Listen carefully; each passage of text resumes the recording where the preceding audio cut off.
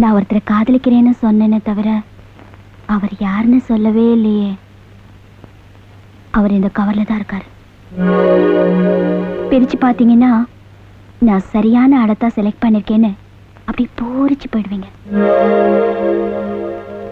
நான் இப்பவும் சொல்றேன் மாமா, இவர் இல்லைன்னா என்னால உயிரோடவே இருக்க முடியாது.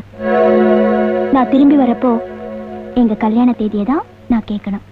ஓகே, இந்தாங்க. மீனா, சீக்கிரம் வாடி. வாங்க மாமா. ரொம்ப தேங்க்ஸ்ங்க, எங்களை நல்லா கவனிச்சீங்க. இந்த ஊர் எங்களுக்கு ரொம்ப பிடிச்சிருக்கு. மீனா கல்யாணத்துக்கு நாங்க கண்டிப்பா வருவோம். வரட்டுங்களா? மீனா கல்யாணத்துக்காவது குடுமையை வெட்டுவீங்களா அங்கிள்? ஏய் நில்லு நில்லு, நான் ஓட்றேன். என்ன பண்ணி ஓட்ட போற? சரி சரி, போய்ட்றேன் மாமா. போய்ட்றேன். போய்ட்டு வா, போய்ட்டு பாத்து ஓட்டு. ஓகே அம்மாடி, எங்க மீனாவை ரொம்ப நாளைக்கு வச்சுக்கிட்டு இருக்காதீங்க. 2 நாள்ல திருப்பி அனுப்பிச்சிருங்க. என்ன அத்தை மாமா விரையாட போய்ட்டு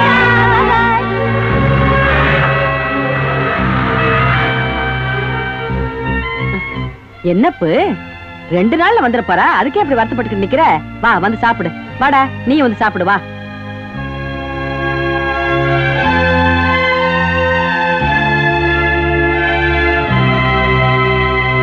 நமஸ்காரம் தேவர்வாள். வாங்க சாமி. எப்படி இருக்கு? உம்ம கல்யாணத்துக்கு நாள் குறிக்கிறதுக்காக அன்னைக்கு அம்மா ஆத்துக்கு வந்திருந்தா. அன்னைக்கு அஷ்டமி நவமியோ இல்லையோ, நாள் குறிக்க முடியாம போயிடுத்து. இன்னைக்கு குறிச்சுட்டு வந்திருக்கேன். வர்ற 10ஆம் தேதி சுப முகூர்த்தம். அமர்க்கலமா இருக்குது போங்க. ஆனா அதுல ஒரு சின்ன சிக்கல். அதே தேதியில பெரியவர் பரமத்தேவரோட பிள்ளையாண்டானுக்கும் கல்யாணம். என்ன சொல்றீங்க? நாளைக்கு கங்குவார்பட்டியில நிச்சயதார்த்தம் பண்றா.